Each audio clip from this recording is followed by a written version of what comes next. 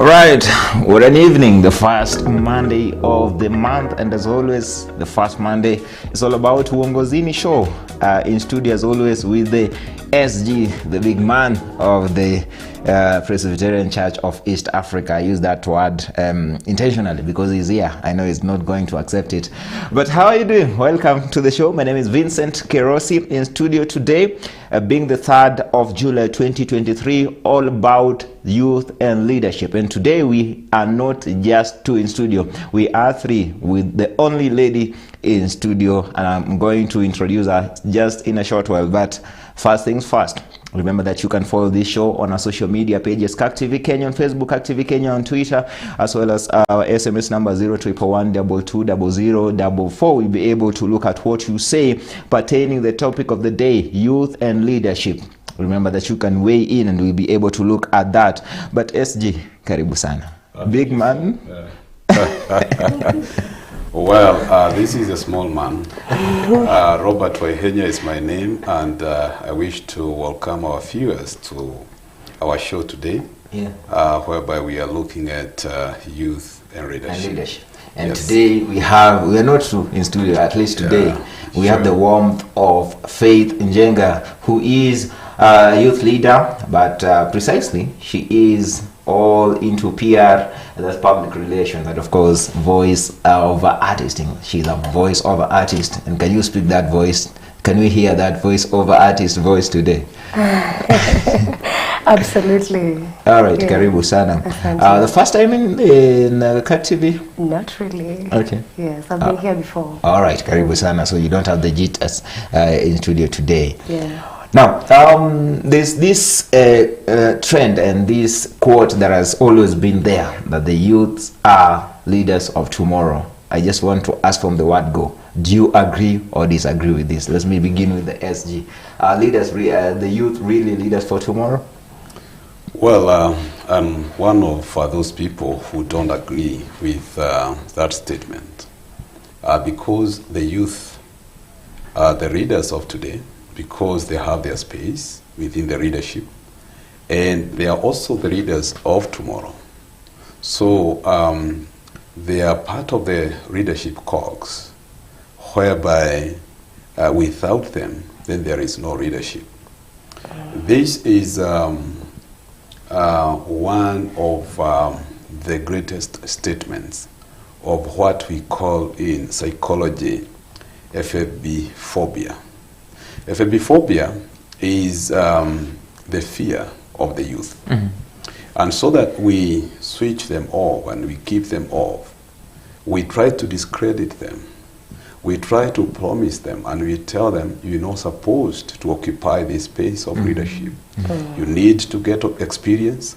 But from where? Mm-hmm. How can you get experience if at all you are not within the cycles of leadership? Mm-hmm. How can you be how can you get to know unless you are within those who know? Yeah. So this is a perfect example and a very good statement of what we call FFB phobia, whereby the youth are seen like they are inaccurate. Yes, Hamja Tosha, you're not yet there. Yeah. Yeah. The youth are seen as people who exaggerate issues, people who cannot be trusted, and people who need more preparations. I need to tell you this, Vincent, that out of our 50 million Kenyans today, the total number of youth, the total percentage is 75%. And those are the youth who are between 18 years to 35 years. So if we were to include those who are between 14 again to 35, the figure would go up. So how can you talk about leadership when you are ignoring a total of 18%, or rather 80% of the population. Just hold there. Hold there. I want to bring in Faith Njenga. There is something that is raised that is very, very important. That he used the term FAB phobia. This phobia is the fear of youth. In your circles, do you agree with this term? Have you seen the practical side of FAB phobia, where youth are not allowed to be in positions because those in position feel intimidated or see them as people who are going to disrupt the status quo? It is practical, and I have seen it personally. FAB phobia, the fear of young people. Yeah. Like, for instance, right now an elder leader might be intimidated. For example, they might say, why is Faith in the studio tonight? Why not me, a youth pastor of over 28 years and above, you know? So it's a challenge. It's a challenge that is there, and it's actually on the ground. Yes. And as you say, how then do you call yourself a leader or create a leadership without involving the greatest percentage of the population? That's the question that is even not just in church but nationally. It's an issue because we have 80 or so % of the young people, but if you look at the position, it's only 1.8% or so of these youth that are in meaningful leadership positions. You're right. We only have about a very small percentage, and the 1.8 million youth who are in leadership, or rather in meaningful. Let us call it meaningful. Meaningful leadership. Because not necessarily being CEOs. Yeah. Because if you were to look for those who are in real CEO positions, the number is even less. So what we do, or what we're supposed to do, is number one is to understand these phenomena of FAB phobia, whereby the old people, they are feeling like they have a sense of entitlement. Yes. Let us have an all-inclusive kind of a leadership. Let us learn how to trust these young people. Let us learn how to groom them to become what we want them to become. So instead of pushing them away, we need to bring them closer. So that is something we need to do very deliberately. The way we see in football, whereby people who are getting into the field and they are praying, they are coming with young boys, young girls into the field, saying the football is not ending here. There is a continuity. That is the mentality we need to have. But when I'm a CEO and I'm surrounded by only people of my age, then I'm doing a lot of disservice, both to the company and also to the nation and also to these young people. Because we'll start complaining that they are not capable, they are not doing it right. But who taught them how to do it? When were they taught? There is the practical way of showing them how to do it. This is very different from what we are taught in classes. They must be present. They must attend those boardrooms. They must attend those places where older people are meeting, where older people are arguing, where people are talking about making profits and making losses, where people are talking about discipline. You know, if at all they are not there, then we are preparing our nation to fail. We are preparing our companies to fail. We are preparing our churches to fail. Simple. So we need to engage them, and we need to bring them very close. You see, we have a problem because, you know, and Faith is here, and she'll confirm this. Good enough, I've been able to travel to so many places in the world. And if I was to ask Faith, what is our biggest export in Kenya? I'm sure because she's a young person and she is familiar with what she has learned in class, And what he has been told, our biggest export is tea, coffee, minerals, and fish. I don't know where they come from. But what I'm saying, out of experience and what I've seen, our biggest export to other nations, it's youth labor. It is youth labor, the young people who are going out there and making exploits. So other people are trusting our people with leadership. I've been to Boeing company, and can I surprise you that the person who designs the aeroplanes which are flown all over the engines is a Kenyan, not just a Kenyan, a Presbyterian, not just a Presbyterian, a youth Presbyterian. Well, you know, Boeing poached that young man from JKUAT, and they identified the talent of that young man, and I think we should bring him to studio because I know he's coming to Kenya in a few weeks' time. So he is the one who is advising the American government on matters aviation. He's the one who is advising them. Like there is this plane which crashed, the Ethiopian airline. You know that man, and that is why I think we should bring him. He had advised the Americans and the aviation that this plane is not fit to fly. And he even recommended what should be done. And he wrote a report to the American government what should be done for that caliber or that type of an aeroplane to be safe in the skies. They ignored, because it was shooting the price of that airplane by about 10 million. Now, when they ignored a young person from Kenya, a Presbyterian, I'm always proud of that. You know, see what happened. Disaster. Our young people, we are exporting our young people, and they are becoming global leaders. But we are not able, we are not trusting them at home. Even with a company which is not even making any profit. We can't trust them. We can't trust them with the leadership of the church. We can't trust them because we are so skeptical. And instead of embracing them, we are pushing them away. I think this is a disaster, and we need to reconsider our position. We need to think, because these are the people, out of, again, the 75% of the young people we have in this nation. We might think that we have so many degrees, but the total degrees we have in Kenya are 3.8 million. And 90% of those degrees are with those people within that age bracket, 20 to 35. And this the people that are hustling, no jobs? They're hustling. They're hustling. But we are not giving them an opportunity.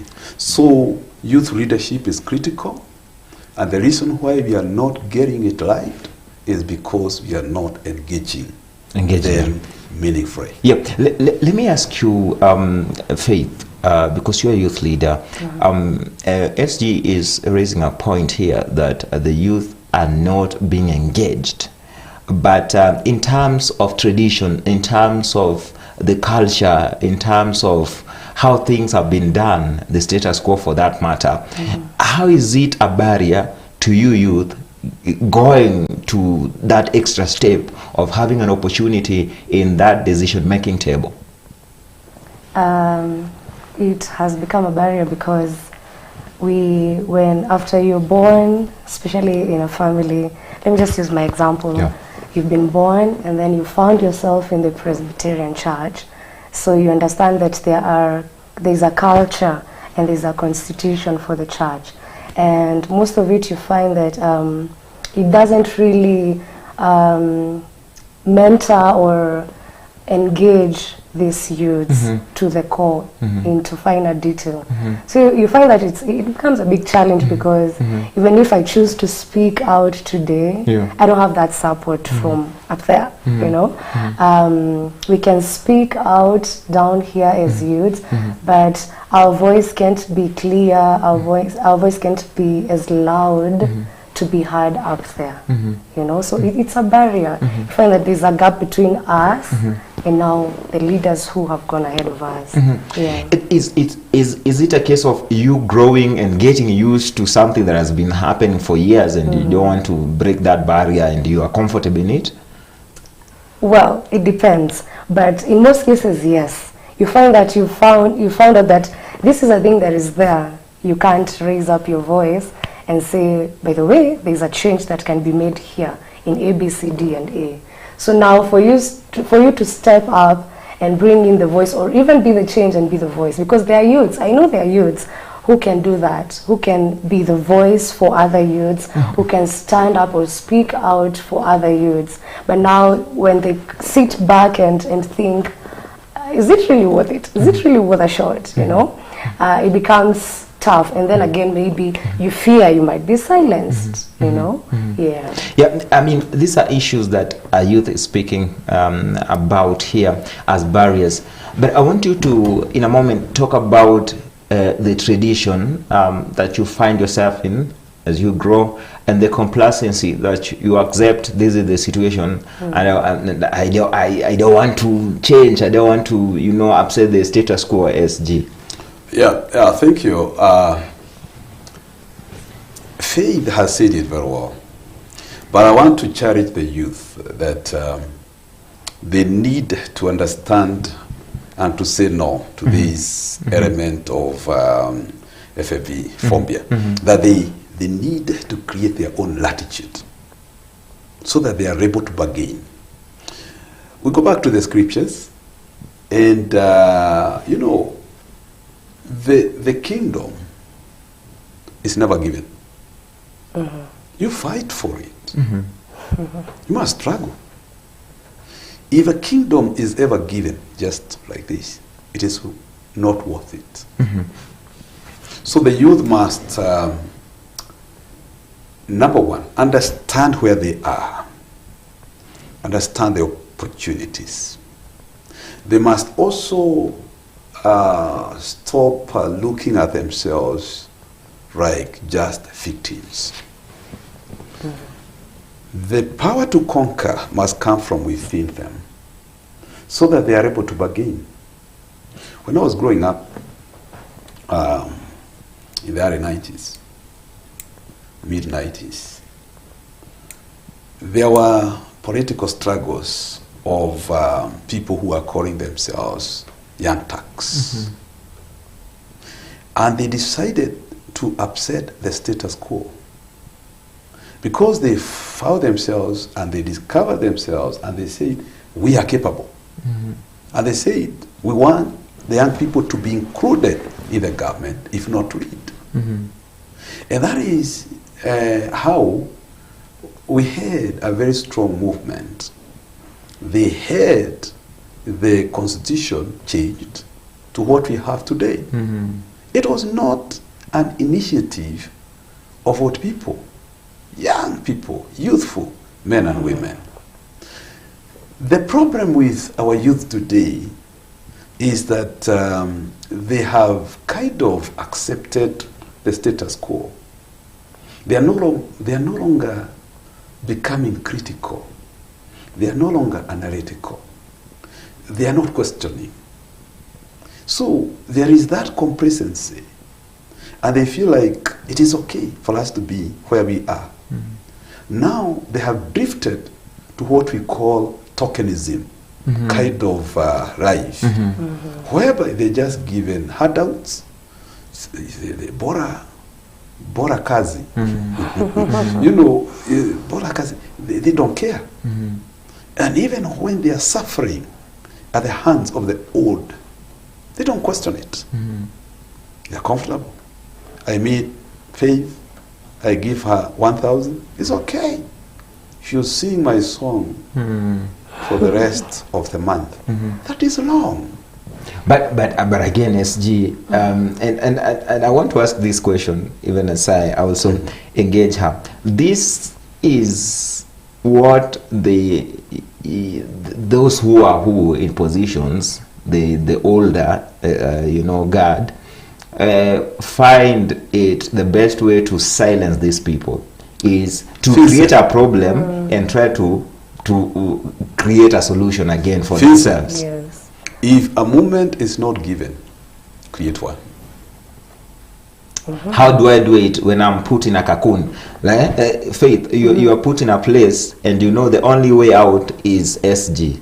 And he's the one who's calling shots. That is the long, that is the long mentality, Vincent. How how do you survive that? You see, I'm talking about creating moments. Create waves so that you upset the status quo. You see, if the young people are true to themselves, there is nothing they cannot change. Seize the moment of the day, because unless they question, you see, unless these young people come up with a blueprint and they present it to the church, this is what we are saying. You see, well, I'm not inciting them, but unless they ask what informs the constitution of PCA, that it is written for me to become the moderator of the Presbyterian Church of East Africa, I must be 50 years. What informs that? It is not for me to question for them. It's for them to question. It is for them to question. But I'm comfortable with that. How easy is it? Because for me, I feel it's easier said than done. Because as Africans, again, we brought up, we must respect authority. That's a culture. That is something that we grew up knowing. How is it easy or how difficult is it for you to try and break this and try to now question the core? It is very difficult, and especially if you don't have a support system that is, up there as a leader, someone who can back you up. Even in scripture, we have the Holy Spirit as our backup, our comforter, our everything, So if as young people we can't have that, then our voices will become noise, and eventually, even after trying for so long, we will just be silent and go with the waves, like this just say here. Yeah. SG, even the Bible, we know Paul had Titus and Timothy. He was mentoring these two young people. Yes. In the Old Testament, we know so many cases. Moses, when he was getting older, he brought in Aaron, brought in Joshua, Caleb, and those are the people that he sent on serious missions to look at the promised land. But in the leadership of nowadays, not only in the church, but even in the secular leadership, the older people don't want to hold the hands of the young people and mentor them through. True. I agree, but we go back to the scripture, the one you've quoted. We see Moses taking Joshua, taking Aaron. Where were they? Around him. Around him. Yeah. Absolutely. Very close. Yeah. You see Paul taking Timothy. Where was he? Very close by. Exactly. Yeah. Where are the youth today?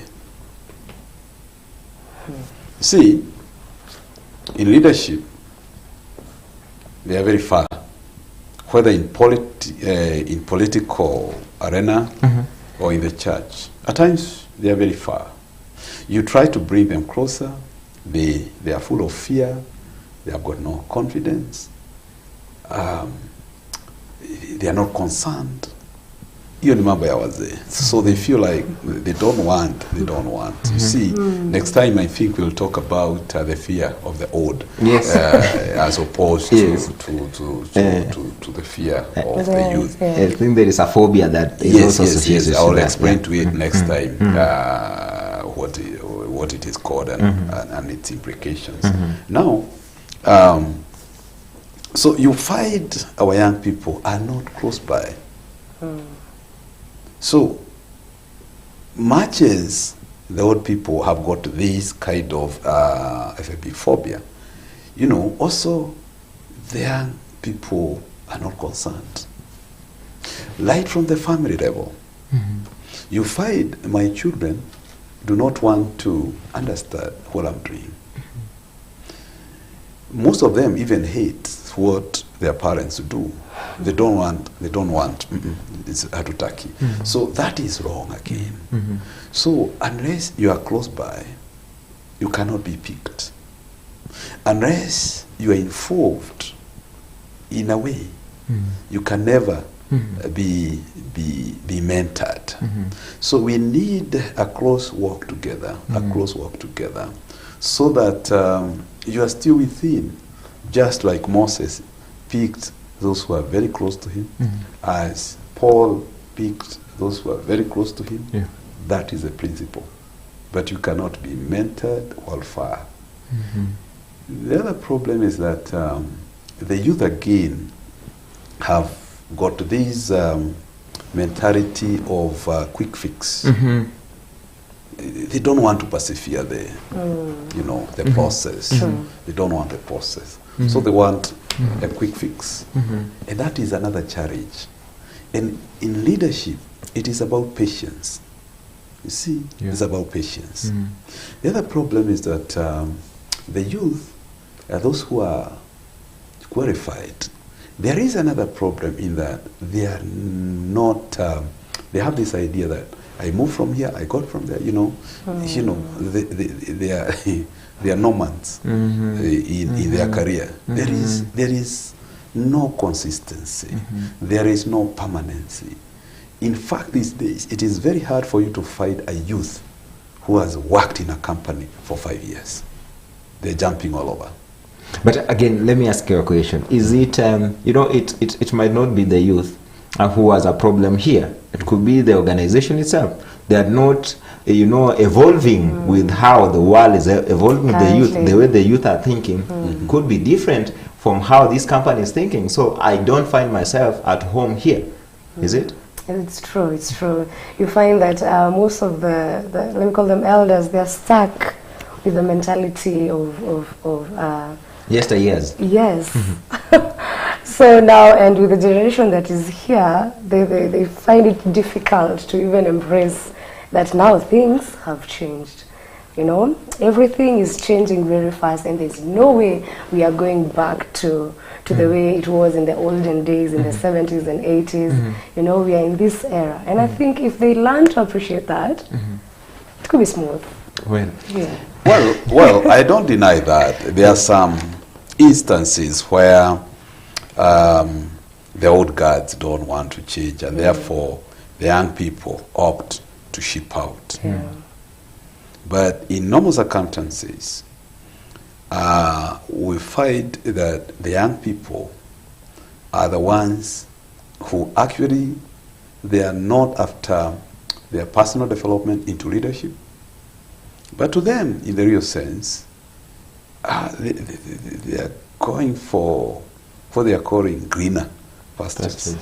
Greener pastures. Which is not really greener. It is not always green. It is not always green. In fact, let me tell you, I would respect if Faith comes for an interview with me, and Vincent comes, you know, for the same, and I hear, okay, Vincent has been with CAC TV for the last 5 years. And then I look at your CV, and you've been to 5 companies within the last 2 years. To be sincere, I will not hire you. Because you're just an explorer.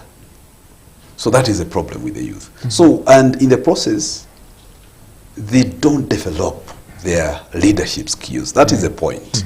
Because leadership requires, is a process. It requires patience. And then trust, even within the leadership circles, is not given. You earn it. And therefore, you find the young people who are moving, jumping all over. Yes, they make money at times, but they are not taken seriously by anybody. And one character of leadership, you must be somebody who can be taken seriously. Not just a joker. You must be somebody who is serious, not somebody who is unpredictable, because a leader should be somebody who is very predictable. You know, we are sure that, you know, you are here to stay. No company is ready to keep recruiting and doing recruitment all the time. So young people should embrace the element of perseverance, and also understanding these other people. I wish today we were talking about the fear and the judgment of the old people, because even what they are saying, that they are stuck, they are static, they don't want to change. Remember this: if you are coming to a company, it is not ethical for me to mention, let me talk about CAP TV, because it is ours. They have a culture, and therefore you need also to appreciate that this is a company which has been in existence for 30 years.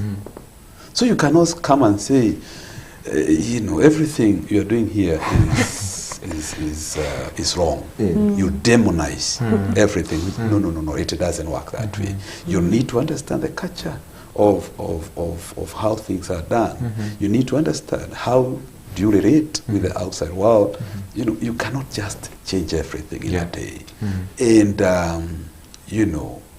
young people don't want that. And that is how they are denying themselves opportunities of leadership. Yes. Hey, my director is on my ears, telling me time is almost up. But I mean, I want us to, even as we conclude, look at this, from this point of, even as we look at situations that could be causing, a friction between the youth and the old guard and all that. But where do we meet? Where is the middle ground for all of us? Because one has to give, one has to take. What is the middle ground from you as a youth? And what is the middle ground from you, SG, from the point of the old Ghanaian quote? I think what we would prefer, or our middle ground is the youth, is we would like the older guys, let me just use that, to be very open-minded. Because for someone to walk with you, just like the situation of Paul and Timothy, you just have to be open-minded and sometimes try as much as possible to understand this young person, to understand what can I do. You can't fully fit into what they're going through or into what their generation requires, but at the very least, be open-minded. Be open-minded. Yes. I mean, SG, what are the most practical, steps that need to be taken for the youth to be, in these decision-making table, for that matter? I know there are many, but mention one or two so that we continue. I think you finished, Vincent. I want to start from where she stopped. Yeah. In theology, because that is what I've learned more, or theology more than any other discipline. There is something we call referential dialogue. Okay. That is the open dialogue, spiritually inspired, well guided. And what we need now between the young people and the old people is that kind of referential dialogue.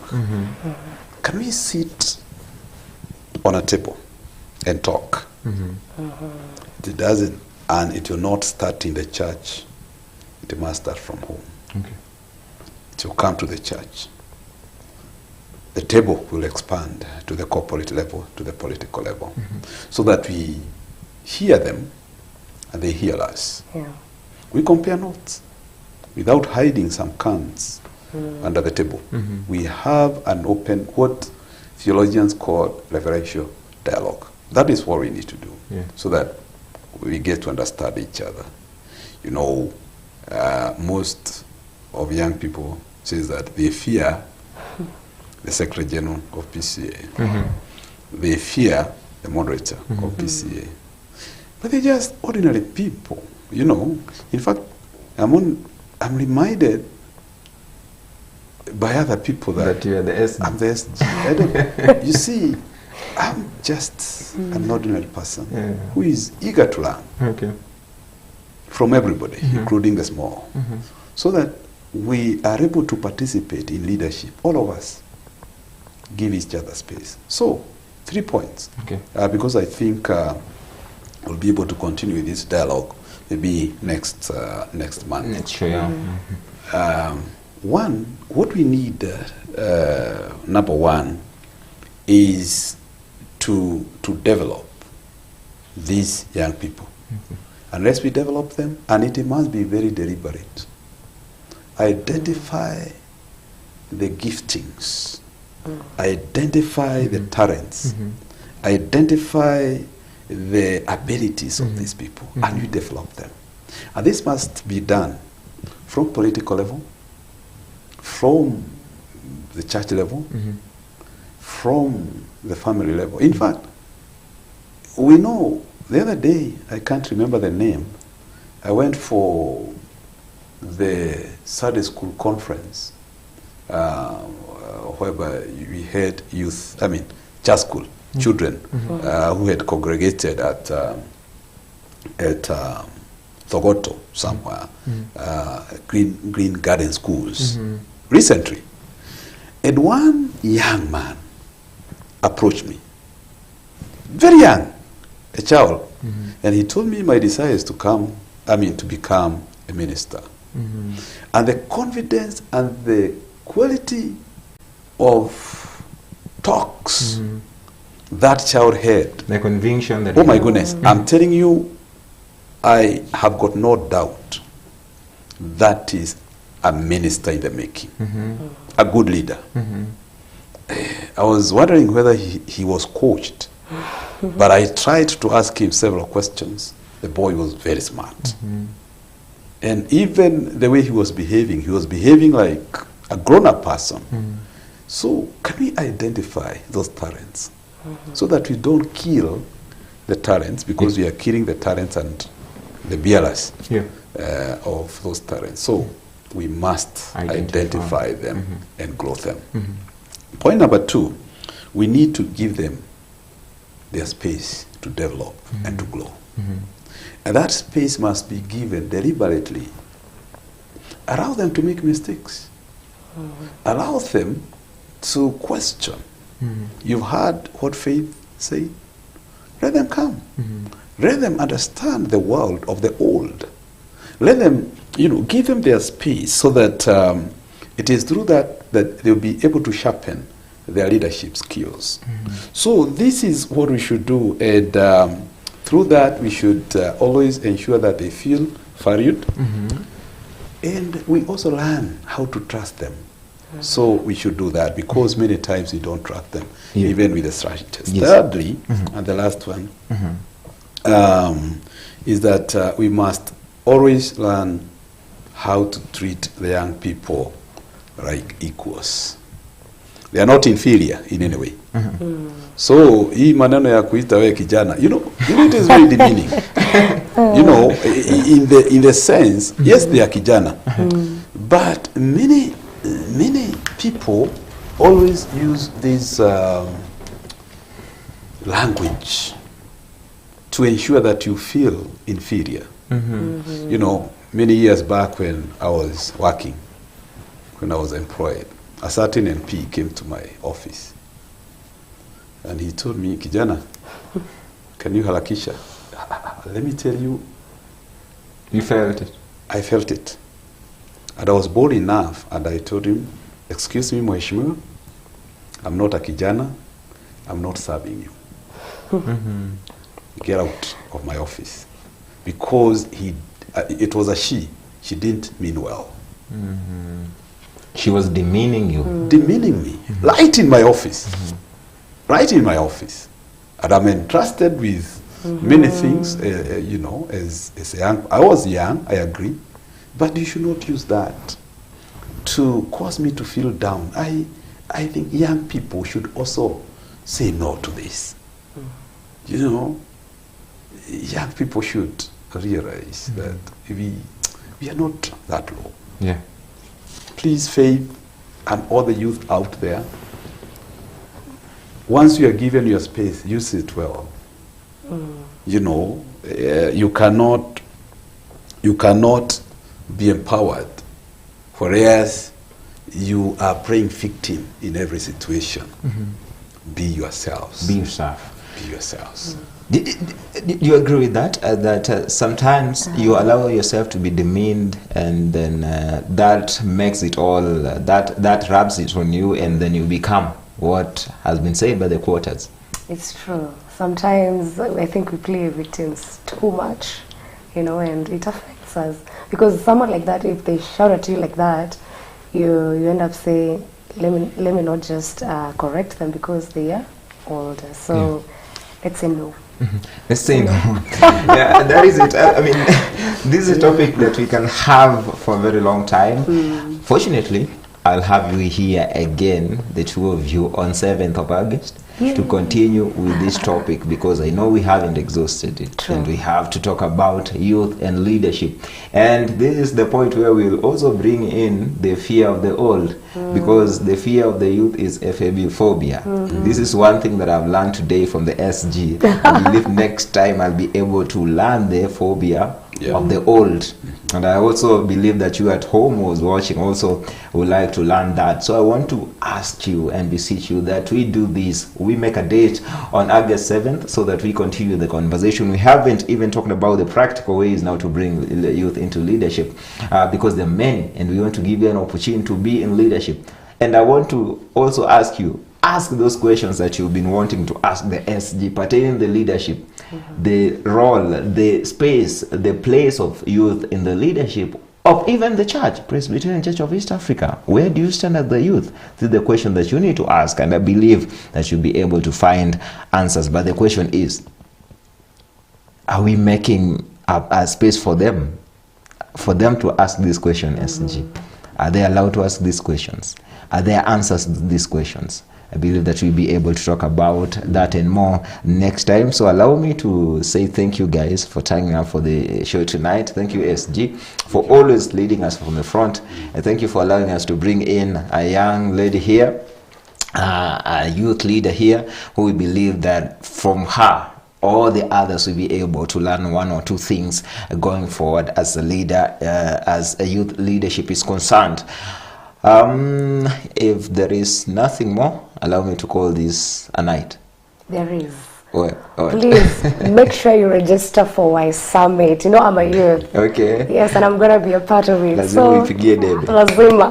21st to 26th of August. Okay. Tunaenda Embu. Is the SG invited? Yes, he is. I'm pretty sure he'll be Are you there. invited? Have you received the invitation? Even yesterday, I think I sponsored several youth to Wow. to the summit. All right. Because they should be there. And this is one where I believe giving them an opportunity now to Exactly. grow themselves as a leaders Exactly. of True. not only tomorrow, but yes, but I also challenge them that you know, even as we interact, you'll never be able to grow until you have somebody at a different level who will be able to challenge you.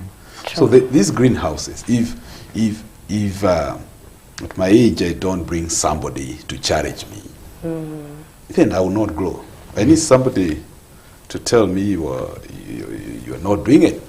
So the same case applies to you. I'm happy with the kind of facilitators they have chosen, and that is how they go. But when we have the youth teaching the youth, guiding the youth, dying with the youth, we are doomed. So we need the old people. You call it greenhouse what? Yeah. Greenhouse. Greenhouse, you know. Horse. Oh, wow. That is it. Yeah. Well, thank you for being a part of the show, and we will continue to engage on the social media pages, CACTV Kenya on Facebook, CACTV Kenya on Twitter, as well as our SMS number 0341 220044. We'll be able to look at what you say, keep the conversation going online, and the SG will find an opportunity, one or two, to answer your questions, even on those platforms. I believe you are now on social media, or not yet, because When we began the show, you were not on it social media. depends with social media. I'm a social person, very social. Are you on Twitter? No, I'm still contemplating that. Yes. Because nobody is here to convince me. So I left the social media. For those who are viewing for the first time, I left the social media. Somebody asked me what I'm doing there, and I'm here to get somebody to tell me. Come back. No, what I'll be doing there. I think Faith will be able to help you and tell you what you should be doing. It's not easy. It's not easy. So let her try. Yeah, let her try. That's a challenge that you have. My name is Vincent Kerosi. Thank you for being a part of us. See you again next time, and that is on 7th of August 2023, where we believe that we have enough time now to talk about the issues that pertain with youth leadership and more. And remember that the SG has promised that we'll be able even to bring international guests into the show, including one from the Boeing aircraft making company who is making shots out there that Kenyans don't know. Kwaheri, good night. Thank you.